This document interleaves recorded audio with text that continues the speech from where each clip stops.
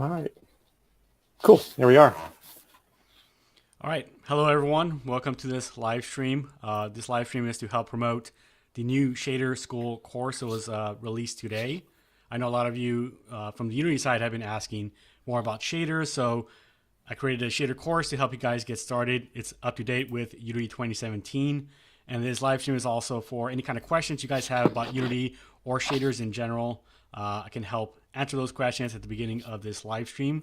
My co-host is Kent Trammell. He's also going to be helping as well. So if you have any questions, leave them in the chat and he'll relay them to me and I can help you guys by answering them as best as possible. Cool. So did you already say that I'm going to be interviewing you with some questions? Yes. Okay, cool.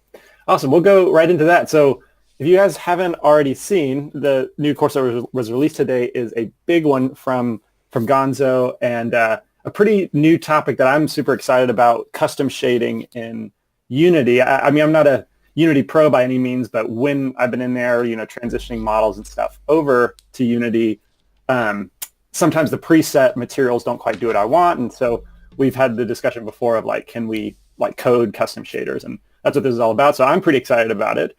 First question for you, Gonzo. How long did it take you to create this course from initial R&D to publishing it today? How long do you think that was?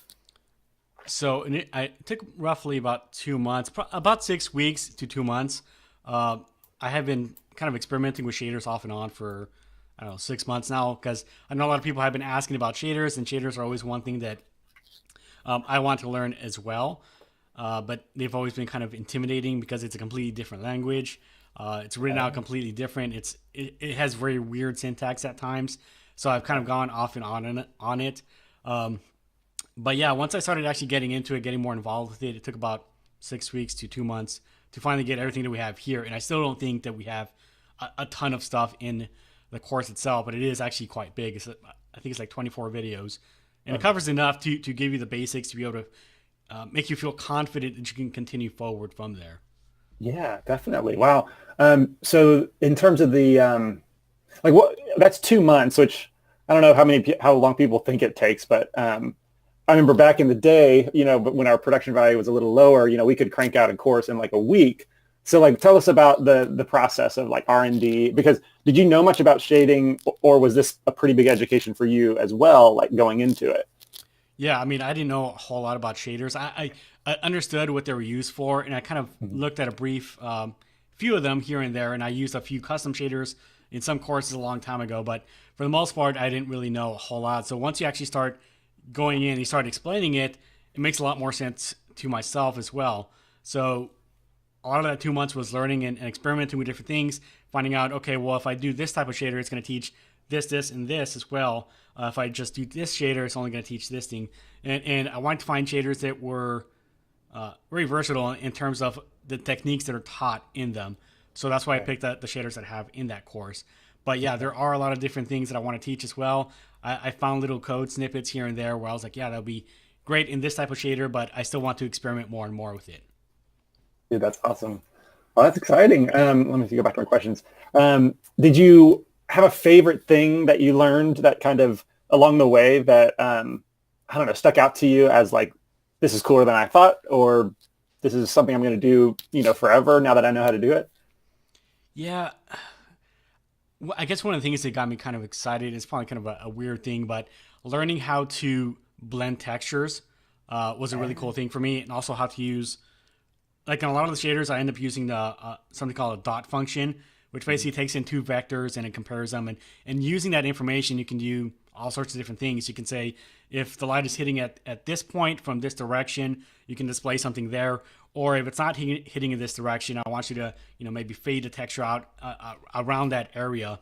So that was really a great thing for me to learn because that can be used in a ton of different things. You can blend different types of textures together where you have, I don't know, like a character that's taking damage and you can see like the textures fading in of him getting hurt or, things like a ghost texture. You could have it, if you're looking directly at that object, it's going to be transparent, but along the Right. edges, it has an actual like texture or some sort of color around it. So that's when I started learning that, I was like, wow, you can use this in a ton of different shaders. Right. Oh, absolutely. Dude, that's brilliant. So speaking of like the new language that goes with the with the shaders.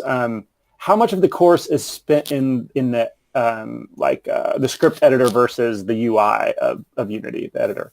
So the first, I would say, maybe 5 to 10 videos kind of goes back and forth between theory, like explaining what shaders are, the terminology, all that kind of stuff. Because Yeah. if you just go straight into coding, it's gonna be very, very confusing. So I Right. want to explain the terminology, how the shaders work, and have more of a simplistic overview first. And then Mm. after that, the rest of the course is pretty much all in scripting. It Okay. uses like Shader Lab, and it uses a language called CG, which is C for graphics. So once you understand the terminology and the overall structure of the shader, it's much easier to go in and start coding it. And I also code it in pieces. So I start off with maybe properties at the very top, and we go over kind of like a small exercise of writing those out and how you can use them in the shader. And then we build it out piece by piece. And then after that, once we go into the examples, we start creating a full shader every single time. Oh wow. Okay. So Man, yeah, that's awesome. Gosh, that's great. CG. So what does that stand for again? Or that's the name of the it's language? basically C for graphics. C. That's Oh, C for graphics. C, the yeah, language. Sorry, I was catching up with that. yeah. Okay, awesome. One of my big questions about custom shaders in Unity is procedurals. That was one. That's something I'm very dependent on in Blender with cycles and the way the node editor works. So as far as I know, and this might be a really dumb question, it seems like an obvious thing to have in Unity, but it doesn't seem exposed in the preset like material UI. Is that something that you can tap into on the coding on the scripting side of things, like procedural textures? Well, I guess what exactly did you have in mind when you're saying procedural? So, I'm thinking of the ones in Blender, like Musgrave or Noise or rings, like stuff like that. That can be, that's kind of, I've never had someone explain or have had to explain Yeah, procedurals that way. I think I know what you mean. And there is a little bit of that in the course. Like every Okay. now and then I'll use textures, but sometimes I like to use more procedural stuff. Like the hologram example that uses procedural scan lines. Like there's no texture for the actual Okay. scan lines. We're saying this part of the mesh, I want you to make it transparent, and the other Yeah. part of that mesh, make it visible. But there's Yeah. no actual texture that's using that. You could use a texture for that, but you can adjust that size of that. You can adjust how it moves up and down, stuff like Yeah. that. And that's all procedural. There's Yeah. also like noise. Like I've seen a few shaders. I've done it in the night vision lesson. I actually Okay. use a texture for that, but I have seen people use procedural noise where it creates like that black and white effect. It looks like it's like noise. But Yeah. Yeah. yeah, you could do stuff like that. There definitely is a lot of ability to create procedural stuff like that with shaders. Okay. That's awesome. Okay, that's what Yeah, I was after. It sounds like that. That the ability to adjust it without having to create a new image texture is pretty awesome. yeah. Um, okay, great. That's cool. So, um, how prevalent do you think custom shader is with Unity games? Or do you think most games use the presets and that's good enough for their game, or is it pretty standard to like go in and start creating custom shaders? Do I you would think? say that most games probably have some sort of custom shaders at some point. Yeah. There's a lot that you can do with the presets, but I think if you want to, even if you want to just kind of tweak something small, you would have to create your own. Either you modify the existing shaders and then you use those, or you just create one from scratch yourself. Yeah. So I Okay. definitely think that is a big thing. Right, right. I know on the like animation non-game dev side, it's one thing to be able to model and to be able to paint textures, but like it's a whole nother thing to like create shaders. I don't know. It's very sought after in terms of skills, and Yeah. I would imagine probably similarly on the game dev side. Oh yeah, But definitely. I mean, there's a lot of people that don't want to get involved with shaders. Like they kind of want to get involved with shaders, but they're scared of actually using them. That's something uh-huh. that a lot of people want to learn how to do, and I think it's a very valuable skill because of that as well. Yeah, It's a completely different area. It's you know coming from C sharp, it's completely different in terms of how you write it out, how you design things, and how you think about it. Also in terms of like things like performance. It's much different. So I yeah. think Okay. it's definitely a valuable skill to have. Yeah, gotcha. Um, let's see. A couple questions I just noticed in the chat. One is from Carter Andrews. In Unity, what is a PBR shader and where can it be used? So Unity 5 and above has the Pbr shaders. That's the standard shader. So that's basically the default shader you're going to be using. You'll see like it has a bunch of different slots. And we'll probably take a look at that in a moment when we take a look at a demo. But PBR is basically physically based rendering. It creates the more, I guess, realistic look to objects in your game. So if you want objects that react realistically to how they would be seen in real life, that would be PBR. And Unity by default has that. It only has that for the standard materials, but I think they're also, Unity just released 2017.3, and I think the particle shaders now have that same capability. So I'm really excited to try that out myself. But yeah, it is a basic shader from now on in Unity 5 and above. Cool. And then a funny question from Omar, or pondering. He says, anyone else curious about what sleeps in those two little beds behind Gonzo next to the orange tower? Those are power blocks. Not quite beds. They do look like beds. Okay, so my last question for you is a little bit of a rabbit hole, but observant viewers might notice that you're using Windows now in your recordings rather than OS X. So what's up with the switch? What was it, a new machine, or you giving Apple the middle finger? What's up? I don't know if I should say, but I've had some issues when I was upgrading to High Sierra, and I just kind of gave up on it. So I was like, all right. I've had a dual booting machine for a while. I've been kind of adverse to using Windows. I only really use Windows for gaming, and then I had issues with upgrading to High Sierra, so I was like, all right, screw it. I'm just sticking with Windows, and I eventually said I'll come back to it, but I haven't yet, and I don't think I will. Right. Yeah, man, that's funny. My machine actually spent the weekend in the Apple Store because of High Sierra, which surprised me. Yeah. Apparently, it goes from the old file system, which is HFS, like extended journal, and the new one is High Sierra is the first one that uses the new one. And anyway, apparently it sucks, and it's pretty buggy. So yeah, that's what I've heard. I was surprised that the Apple Store reverted back to regular Sierra and then gave it to me and said it was fixed. So it's like, okay. Anyway, yeah, High Sierra. Yeah. Question. All right, cool. Well, those are the questions that I had. If anyone else has any, I see a comment from Sabi404 that he says GPU Gems is a good reference, or book, also an online version to create cool effects with shaders. So cool tip. Thanks for sharing that. I think I didn't buy it. I think it was a kind of expensive book, but yeah, it was recommended. Okay. Yeah. Good deal. Another question that came from Carter Andrews. What are some cool effects that you've seen in recent games that you suspect have been created with custom shaders? I guess one of the coolest ones that I personally like, things like the shield effects. Like I know Halo has it. I think Overwatch has it, where they have these like really cool like shield effects, where you have like these animated movements of these textures, and it looks like it's glowing. Or sometimes when it gets hit, you see like this little impact texture up here.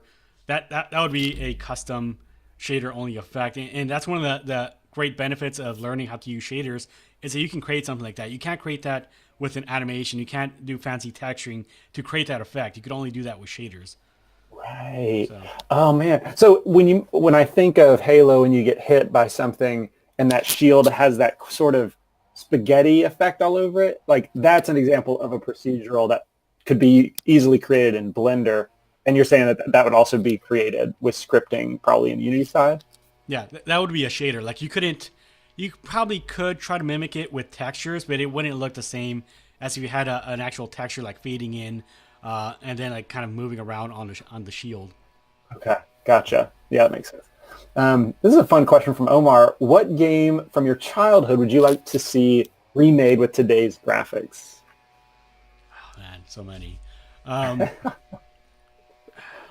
So one of the games that I would love to see remade, and it's kind of been remade, but not to the liking that I want, but Twisted Metal Black. That was one of my all-time favorite games. I mean, the Twisted Metal series in general. I guess Twisted Metal 2, that was one of the oldest ones. But if I could see that remade, man, that would be awesome. Yeah, I got into Twisted Metal 2. Holy cow, I played that a lot back in the day. Oh, man, what a classic. I'm trying to think myself which one I would like to see. Because I think of... It's funny, I still think of, like, PlayStation 2 as being somewhat modern generation. Like, I don't quite see those as being old. cool yet. Yeah. But I guess they kind of are. Anyway. Cool. Well, that's all the questions that I see. That's all I had for you. So thanks for sharing about the course. What I like about this format is, like you said, that was 2 months that you spent on building this thing, and then we release it. But for me, I always feel like there's a lot that maybe I would share that wasn't like something that belonged in a recording, but things I learned along the way or about the philosophy behind the course in general. So I like this new thing we're doing with streams to talk about the course on the day that it's released. That's been fun. But thanks for doing that.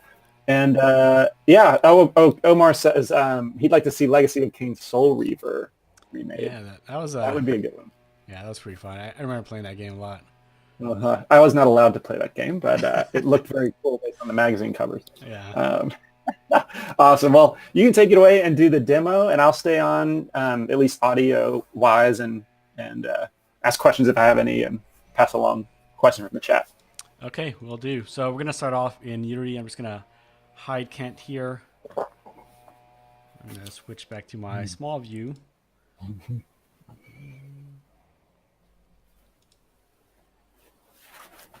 Okay.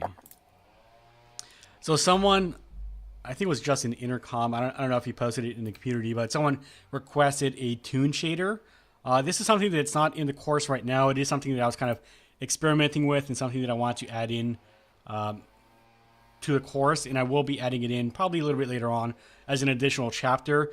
The idea with the current course is that I want to add additional chapters as additional, shaders. A Toon Shader is one of them, so that's what we're going to be covering. I'm going to be covering kind of a more simplistic version of this, and I'll briefly go over some of the shader structure. Sorry, there's a guy with a leaf blower right outside my place. But I'm going to go over kind of like the general structure of the shader. I'm not going to go too in depth because that is covered in the course, but we're going to be creating a Toon Shader for this robot character here. And I do have... That's awesome. Yeah, I do have animations applied to this guy, so we'll see how this works. So the main concept behind a Toon Shader is we're going to be creating a custom lighting model, if you will, for this character. So what we're going to be doing is we're essentially going to be brightening up the colors. We're going to be adding more of a bright effect to make this more cartoonish. And then we're also going to be creating an effect where we have either a fully lit part of the model or a shaded part of the model with a distinct line in the shadow. That's what's going to create the effect of more of a cartoonish look. And then I'm also, if we have enough time, we'll also go over how we can do this with both a texture and more of a procedural effect. So the first one is going to be more procedural. We're not going to be using a texture for this. But for the textured version, it's going to be using kind of like a ramp texture. And I do have one in here. And this will kind of mimic the effect of the shadows, but as you can see here, we have different effects here. So that's essentially what we're going to be doing with the Toon. We're going to have the shadows that look like this with distinct lines on them, and that'll utilize the same textures that we have on the robot. So to start off with our shader, I'm going to create a shader in the shaders folder. I'm going to right click in here, go to create, shader, and this is going to be a surface shader. And I'll call this Toon_live. Oh, and I think I need to switch to model develop for this next portion.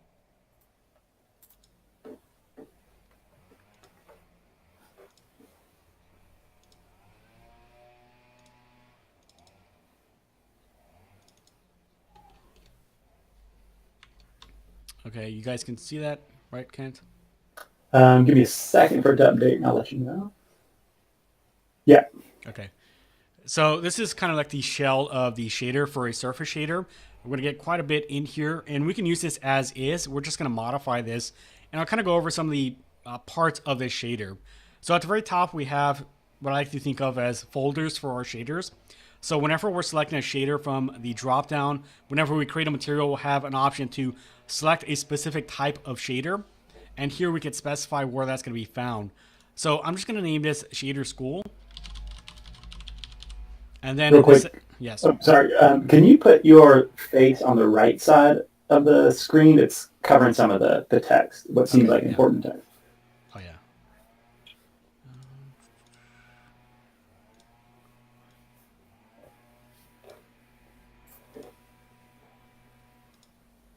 All right.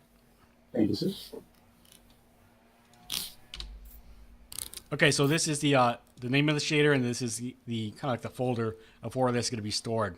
Down below that, we have our properties, and these are kind of similar to public variables within our shader.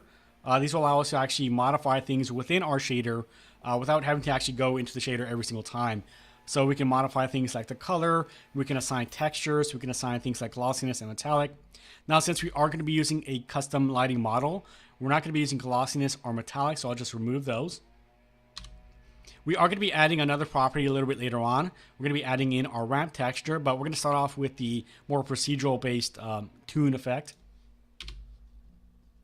Okay, so we're just starting off with color and main text, and really we don't need color either. So I'm just going to remove that. We're just going to be using our one main texture. So main text, this will show up in the material as albedo RGB. This is more of a internal name for the shader. It's a 2D type, and by default, it's going to be white if we don't have a texture assigned. So this section right here and everything below that, so I think right here on, is known as Shader Lab. That is a kind of like a language that Unity created to make it easier to work with shaders. So this will allow us to actually see stuff within our material inspector panel. And then down below that is the actual shader itself. So we start off with the sub shader. We have some tags right below that. We're not going to go over tags in this demo. We have LOD 200. We'll leave that as is. And here we have CG program, and at the very bottom we have end CG. So we need to include that at the top and bottom. This lets Unity know that this is going to be a CG program, which is essentially our shader. So now we're going to be using CG. I'm going to remove some of these notes in here to make it easier to read. Or comments, I should say. So at the very top, we have this pragma. This is a compile directive. And basically what we're doing here is we're basically saying we're going to be using a surface function. So this is our surface function, and we're going to call it surf. Now, right next to that, we have the lighting model that we're going to be using. By default, it's going to be using the standard lighting model, which is the standard metallic. If we want to use specular, it would be standard specular. And if we want to use a generic lighting model, we could write that in ourselves. So in this case, we are going to be creating a generic lighting model for our Toon Shader. So I'm going to replace this with Toon. I'll keep the full forward shadows in here. What this will allow us to do is actually utilize shadows with our object. So this will cast shadows onto other objects as well. This right here, I did remove the comment about this, but this just basically allows us to create more realistic lighting. It says nicer looking lighting if you use Target 3.0. Okay, so here we have a sampler 2D main text, and here we're using the same property as up above. And this is the power of using properties. We declare it up here, and then we can also use it within our sub shader. So any changes that we make to the property is also going to be reflected down here within our sub shader. Now with surface shaders, these are going to be a little bit simpler than, say, vertex and fragment shaders. Typically with vertex and fragment shaders, you're going to have two structs. You're going to have essentially an input and an output. And this is going to take in essentially raw data, and then it's going to convert it. With a vertex and fragment shader, we take in raw input, say like the vertices information, the vertex information, like the position of those vertices, maybe UV information, all that kind of stuff. And we're converting it from object space to clip space, which is our screen, the screen space. So in this case, we're using a surface shader. So we just have our one struct input. We're not going to be modifying this. We're going to leave that as is. Down below that, we have some more variables. Now, we did remove the glossiness, metallic, and color, so I'm just going to remove them here as well. This section right here is for instancing. We don't need this quite yet. Actually, we don't need it at all for this, so I'm just going to remove it to make it easier. And here is our surface function. So void surf, and this right here is basically similar to how we would write this out in, say, C#. So we have our input struct as a parameter. So input in, then we have in out, surface output standard. Now we're not using standard anymore, so we can remove that. We have surface output. Now if we're using, say, Blend Phong or Lambert for our lighting models, we would use surface output. And I believe this also works with a custom lighting model. If we had standard in here and we added in our own Toon lighting model, it's going to throw an error. So let's leave that as is, surface output, and it's called O. Now here we can see it says albedo comes from a texture tinted by a color. We don't have color, so I'm going to remove this. But basically what we're doing here with our surface function is we want to get our main texture, the one that we assigned up above in our property, and then we want to get our color from that texture. So we're essentially providing a color to that object based off the texture that we assign. We have a fixed for that, which is called C. Now I do go over this quite a bit in the course, but basically this is known as a packed array. We have 4 values for our color. We have red, green, blue, and alpha. So that's going to be 4 values, and fixed is just a numerical type. So we're storing that within C. And then we want to set up our albedo slot of our surface output. So O.albedo is going to equal to the RGB values from up above here. So C.RGB. Once again, we're not using metallic or smoothness, so we can remove that. Okay, now we need to create our Toon lighting model. So I'll do this right below our surface function. So we'll write out void. Then we'll start off with lighting. So void lighting and then Toon. So Toon is the name of our lighting model. So whatever you name this up here, you want to make sure that you have this down below as well. It's going to be looking for that specific name.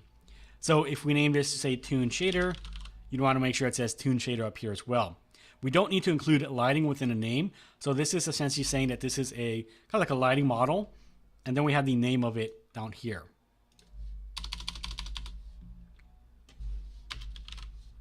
Okay, just like our surface function, we have parameters in here as well. The first one is going to be our surface output, which we'll call S. Then we have our lighting direction. We want to use the direction of our light to determine how that's going to affect our mesh. So that is going to be a fixed 3. So fixed 3 because we have X, Y, and Z. That is going to be the direction of our light. And then finally we have an attenuation value. So this is going to be a fixed. This is not a packed array. This is a singular value. So we're going to call it a 10 with a type of fixed. And basically what this is going to be doing is it's going to adjust the brightness of those colors. So if we increase the attenuation, you're going to see it become brighter.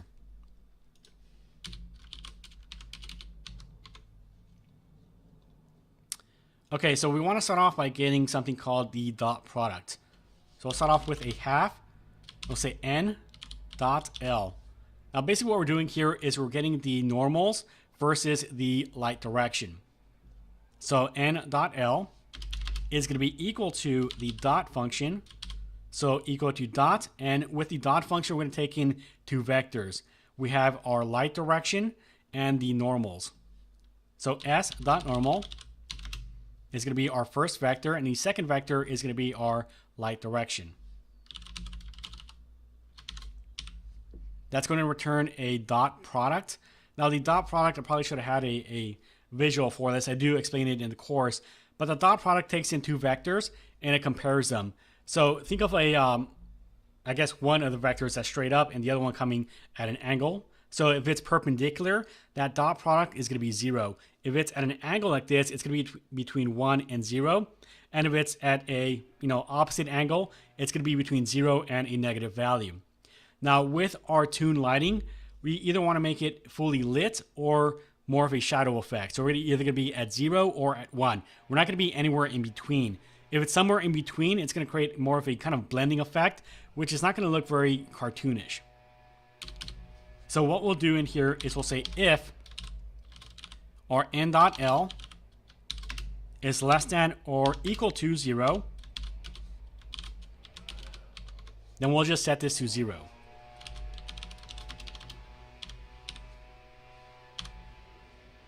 Otherwise, we'll set this to 1. Oh, I don't need to copy that. Okay, so it's either going to be 0 or 1. It's going to be lit or it's going to have a shadow. Now, so far, we've just gotten some dot product values. We just have a couple of values, but we haven't actually applied this to any kind of color to our object. So now we can set that up. So we're going to have a fixed for. We'll set up a fixed for called COL. That's going to be the color. And then COL.RGB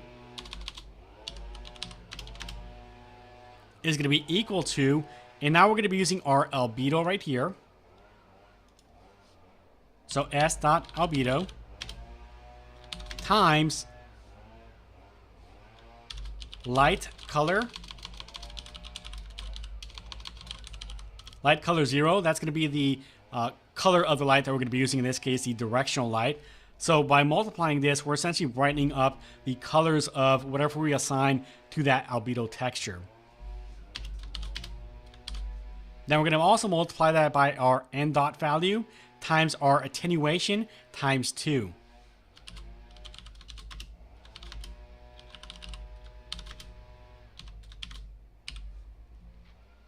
Then finally, we want to return that value. So remember, color is going to be 4 values, and we're going to be returning our color now. So return COL.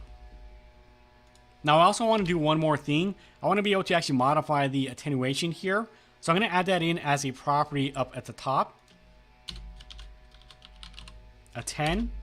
So underscore atten, and typically these are written out with an underscore, and then you have this is the internal name of that object, or that variable I should say. So underscore atten, and then we have our display name. And since this is going to essentially adjust the brightness of this, I'll just set it up with a display name of brightness. Now this is going to be a range between 0 and 1. You can also set this up as a float, but I want to be able to have a slider with this, and we just need it to go between 0 and 1. I'll give it a default value of 0.5. Okay, we also need to have this in our sub shader. So I'll just add this in right above our lighting toon.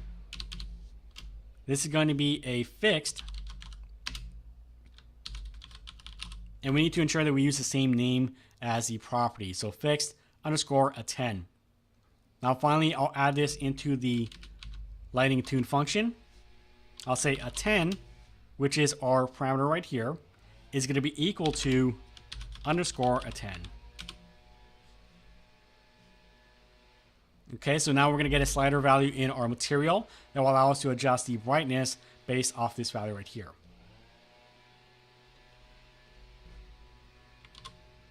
Okay, so that's all we need for now. Let's go and save that out.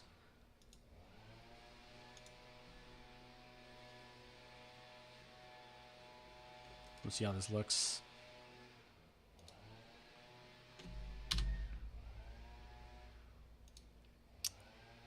Oh, that's a little trick that you can use to actually create a material from a shader that you just created. So if you just right click on the shader, you go to create material, it's going to create a material with that shader already applied. Now you could also go into the shader. So if I create a new material, okay, by default, it's going to have the standard shader. This is the Pbr based shader.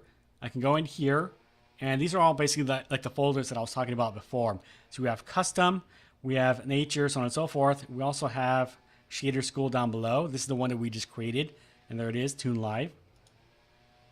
So if you want to create a new material, maybe for, say, the rifle, you can then create a new material and then assign the shader manually yourself.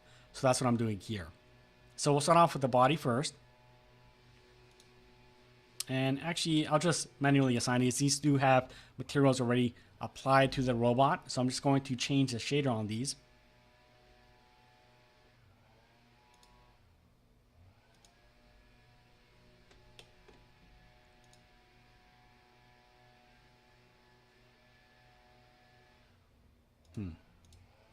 I think I messed up somewhere.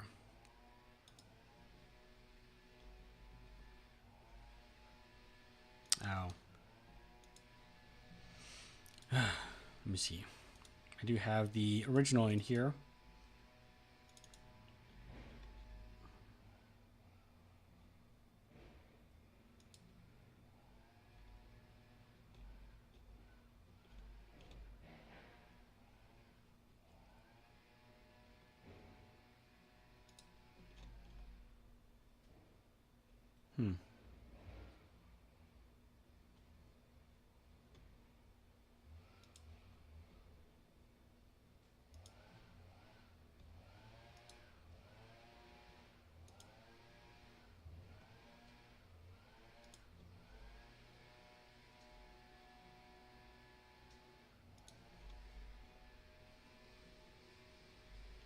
Not quite sure what I'm missing here.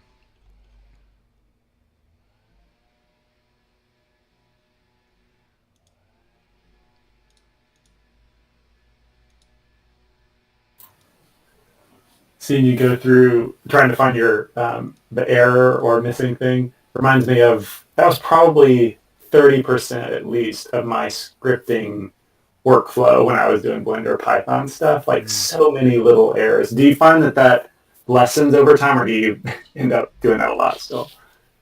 Every now and then there'll be something that, like, I forget a semicolon or something like that, or write something slightly different. It's complete throws me off.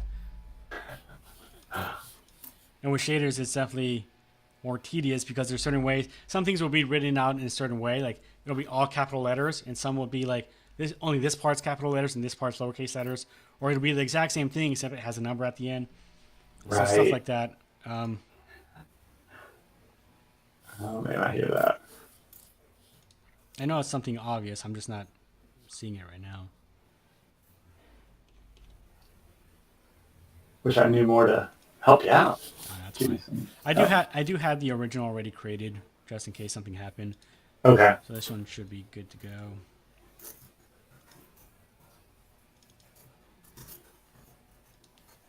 So I'll have to review that other one. I'm going to rename this to Rifle.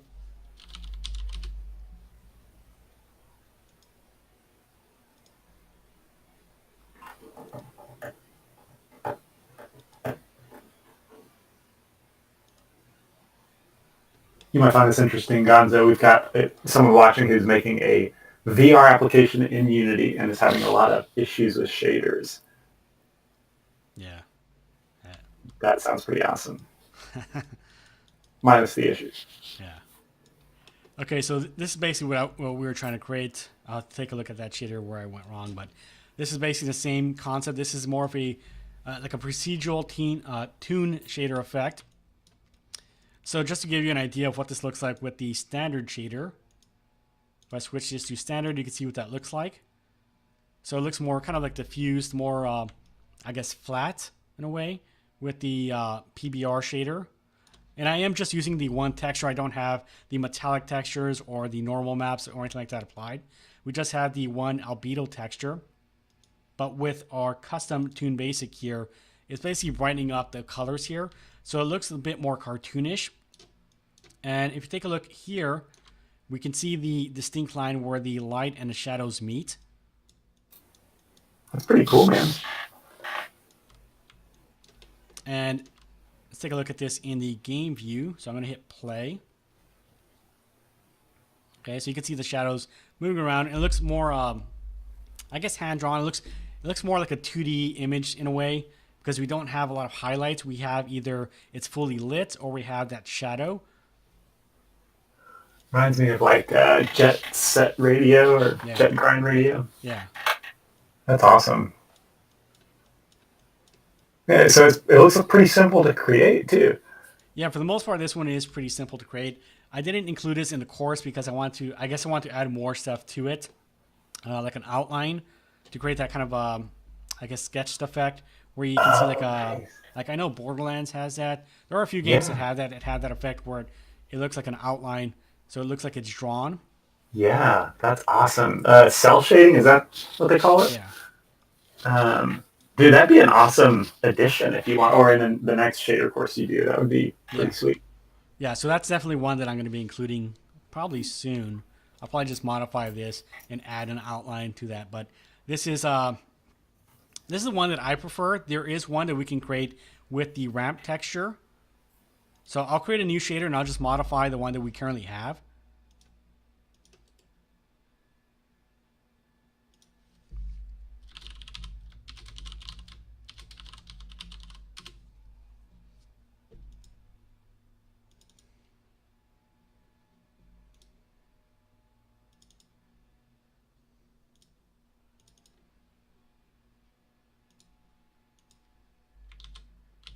Okay, so I'm going to copy the one that's working currently and I'll paste it in here.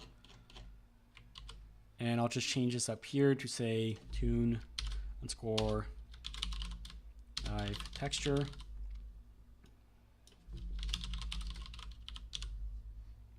Okay, and once again, we're not using color, so I'll just remove that. Now, I do want to use the ramp texture, so I need to include that up here as well. I'm just going to copy this line. It's nearly identical. We're just going to be changing out what it actually says. So instead of main text, it's going to be ramp text. And I'll just change this as well.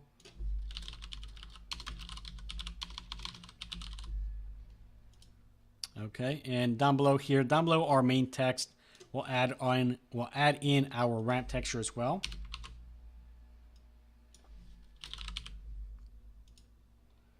Okay, and the only thing that we really need to change is down here in our lighting function.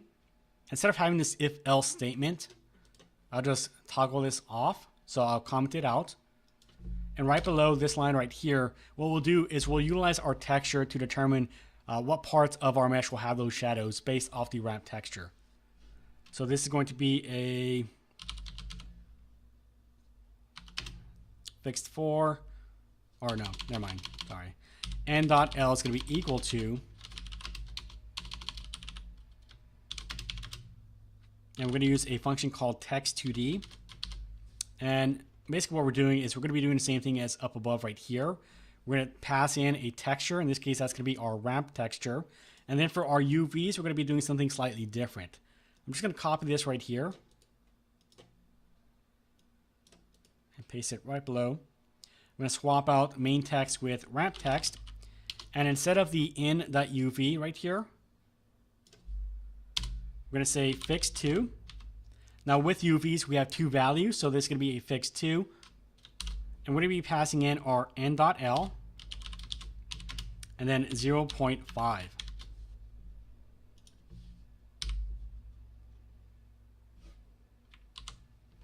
Okay, it's going to save that out, and that's all we need to do here. We're going to be doing everything else exactly the same, so we're still going to be using our color.rgb values with the albedo and our light color. Our n.l is now using the ramp text up above.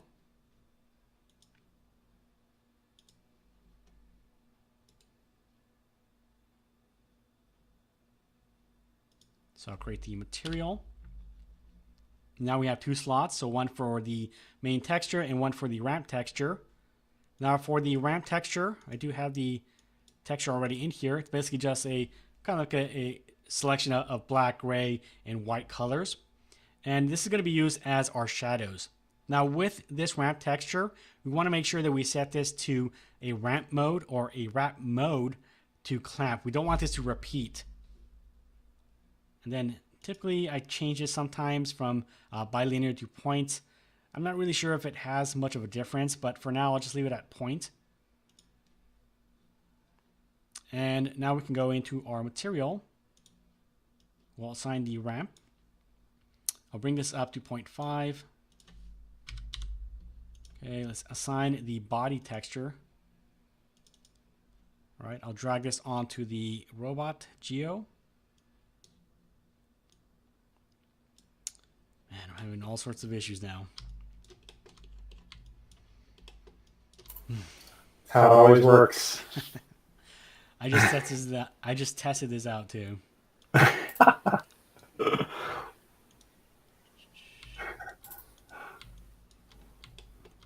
So while you're testing that out, I have a question for you. Would you say that procedural or like custom scripted shaders is always going to be more optimized for performance compared to like an image texture, or is it hit or miss? It depends what you're doing with it. Yeah. It really depends on how you're optimizing your shader as well. Okay, that makes sense.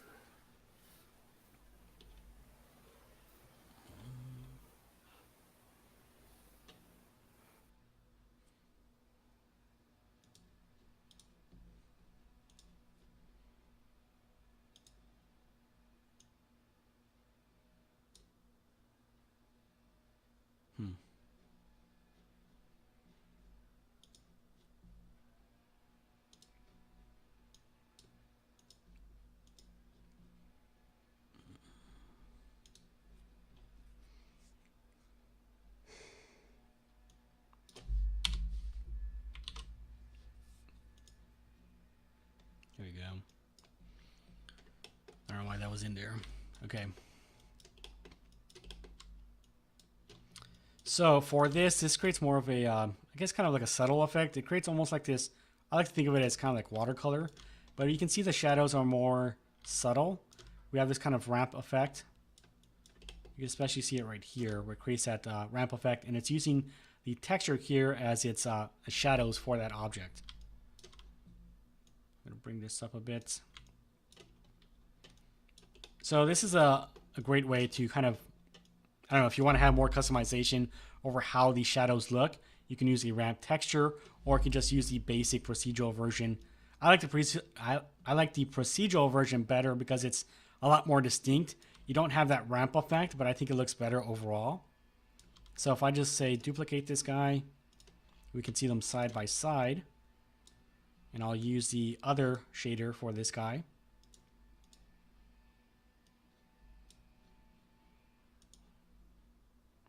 I'll just leave the rifle as is.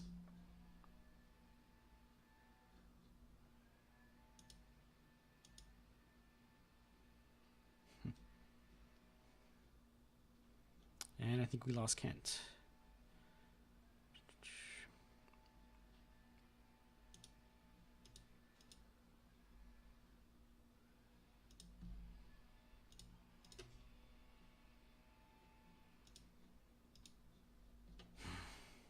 Awesome.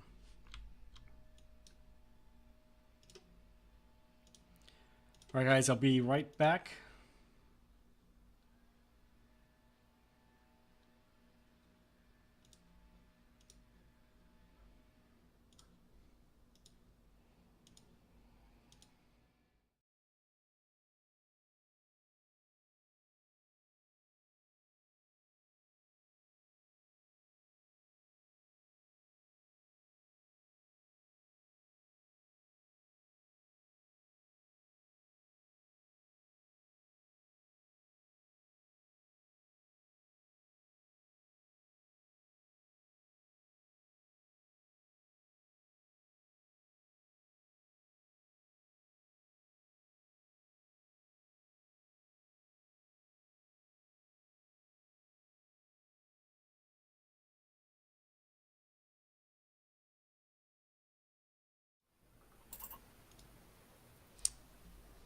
Okay, sorry about that, guys. I don't know why Kent just got disconnected, but should be good to go now. Okay, so going back to our robot characters, the one on the left is going to have the more procedural toon effect. The one on the right is going to be using the ramp texture. So let's see, we have the Toon Live. Oh, and I was using the Toon Basic. There you go.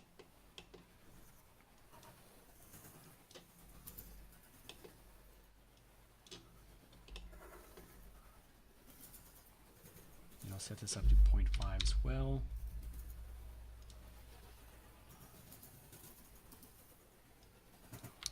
Okay, so, I mean, for the most part, they look very similar. This one does look a little bit brighter, but this one has more of that ramped shadow effect on the edges.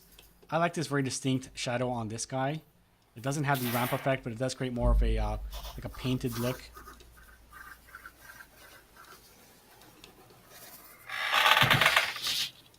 Especially like right here, it looks definitely looks very cartoonish right here. Sorry, I'm catching up. Is the one on the right the one with the ramp? Yeah, this one has the ramp texture, and this one has the like the procedural one. Oh, gotcha. I think I like the procedural one a little better. Yeah, that's the one that I like as well.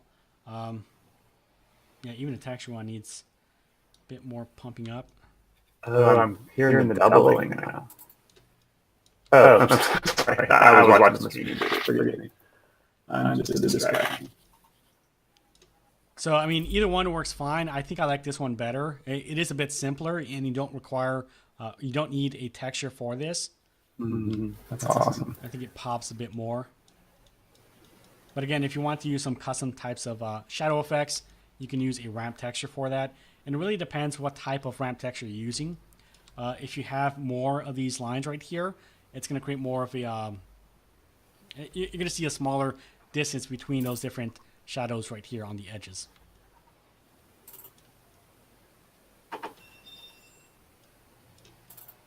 So this is something that I'm experimenting with. I would like to have some sort of outline for the shader as well. So once I have something like that looks pretty good with just about every object that I can test it on, then I'll include that within the shader course as well. Question for you, Gonzo. Pretty much question. Carter Andrews is asking, the character with the ramp texture looks darker, and I kind of see what they're talking about. Can that be tweaked at all? Like, I guess to brighten up in general? Yeah. Like that. So that's why I had the attenuation. If I go back into that, this is the texture one. So that's why I included this property for the brightness. So if I increase this to say 2, let's go back to that same shader. I can bump this up, and you can see it gets a little bit brighter. Okay. Yeah, I'm still doubling in my audio. I don't know what that's about.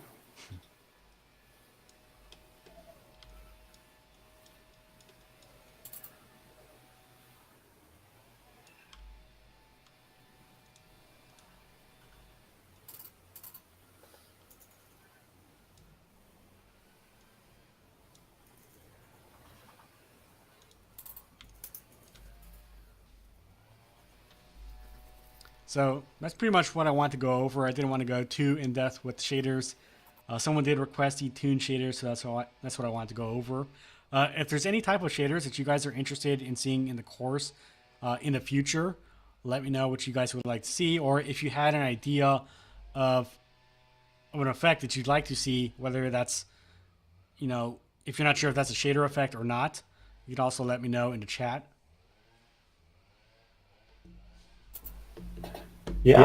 Cool. We got about 8 minutes left. I hope I'm not still echoing. Can you check on your settings to see if like 2 audio channels are coming in or something? No, I don't have the echoing on my end. Okay. Something weird's going on. But I don't see any more questions. Omar likes the animation.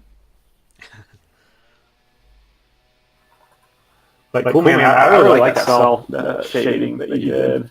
You can figure out how to do the outlines. That'd get a vote from me. Yeah. Oh, I do have a question from Omar. He says, do you think it is possible for just one person to make in the game? Yeah. I mean, there are plenty of people who have done that. It depends on how big of a scope your game is. I mean, there's plenty of people that do that all the time. Whether or not you want to spend months or years working on a game by yourself is up to you. Yeah. Did Minecraft, was that originally by one guy? I'm not too certain. I know there's one guy that's attributed to it the most, but I'm not sure if it was just him. Okay. That's a lot of people's dreams. I know that for sure. Yeah. Isn't he like a billionaire or something like that? Another question from Carter. Can you make a shader that adds waviness to the screen? Kind of maybe like a heat wave effect? Like maybe that's what they're talking about? Yeah, I guess I would need more clarification. There are a few ways to do that. Like in a course, I go over how the shader works in terms of you need to get the information about the vertices. So what you could do before you pass, the way it works is you get information about the the vertices of that object, and then you go into a second function that actually applies color to that. Well, in that function where you get the vertice information, you could apply a slight movement to it. So you can create the effect of like a glitch effect where you have the vertices of the body of this character kind of move over like 1 unit to the right or 1 unit to the left, and then it's doing this multiple times per second, so it's going to create that effect of movement. You can do the same thing with a full screen effect, but it depends on what you're trying to create. If you're just trying to create an underwater effect, you could do that as well. There are ways of creating distortion with like a normal map. So if you're creating like a heat wave effect, you can use a normal map without a texture, and with the normal map, it's going to create the illusion of like this bending of light and stuff. I think that's what they're talking about. What's referred to as distortion shaders. Yeah. Underwater with a better example. Yeah. So that can either be a full screen effect, that would be an image effect shader, or that would be like a 3D effect where you have it, say, on a particle system of fire, and it creates distortion for everything around it, but it's not a full screen effect. So there are a few ways to do that. Distortion is something that they want to include in the course as well. That's probably going to be one of the additional chapters I add in later on. Distortion is definitely something that looks really, really cool, and it seems relatively easy to add in. So, Good deal. Cool. Well, I don't see any more questions. So, I suppose we can sign off if you want. Okay. Appreciate everyone joining the live stream. If you have any other questions, feel free to leave them in a chat, or you can also leave them on the community. I recommend going through the course if you're interested in learning about shaders. Even if you just want to have even if you have a passing interest in shaders, it would be a good idea to go through the course and just kind of understand how everything is built together and how it works together. Yeah, absolutely. And actually, one last question for you from Omar. Let's see, working with real-time in Unity, do you find it impossible to wait for renders in like ray tracing, like offline cycles and that kind of thing? I'm not really sure. I think he's saying, when you're used to things being done in real time, like your stuff is rendering like in the viewport. That's the whole thing with games. Then you go over to like rendering with cycles, and it takes hours and days to render an animation. Are you just kind of like screw that? I don't need to render stuff ever. Yeah, I mean, I guess I don't really do a whole lot of that non-real-time stuff. There is Unity is getting more involved with Octane Renderer, so that's something that I'm interested in doing. That's probably more for like highly realistic film type stuff. So that's probably where I'll get into more of the rendering stuff. That's true. That surprised me when you messaged us about that today. The fact that Octane was being integrated in Unity almost real time. That's pretty insane. Yeah, it looks really good. Awesome. Cool. Well, we got a thank you from Carter Andrews for the stream. Yeah, no problem. And so thanks guys. We will see you. Actually, we're going to have a surprise stream. I say surprise just because I put it on the calendar today. But on Thursday, where we're going to me, Lampel, and Jonathan Williams are going to be talking about defining our relationship with Blender, everything from being a fanboy and the movement of open source software that Blender is, and also just the fact that it's a tool, like everything about fandom and utilitarianism with Blender. So it should be a fun conversation. Please come to that on Thursday. And let's see, there was one more thing said from Gabriel. Funny you mentioned the difference between real-time and cycles. We guys are covering ED when Blender 2.8 drops. Yes, absolutely. We want to. Back in the day, one of the things that kickstarted CG Cookie into just being like a small hobby for our founder into like becoming a full-time job for them, a full-time website, was they were one of the first ones to create training for 2.5 whenever that transition happened. And so we want to do similarly with 2.8 because that's a huge update. It's a big target, things get pushed back and the schedule doesn't quite come to fruition all the time. But we do plan on having a big 2.8 collection of courses once that is released. And ED is a big part of that. So yes, you can count on that. But awesome. All right, man. Well, you can shut down the stream and we'll see you Thursday. Thank you, Gonzo. All right, thanks everyone.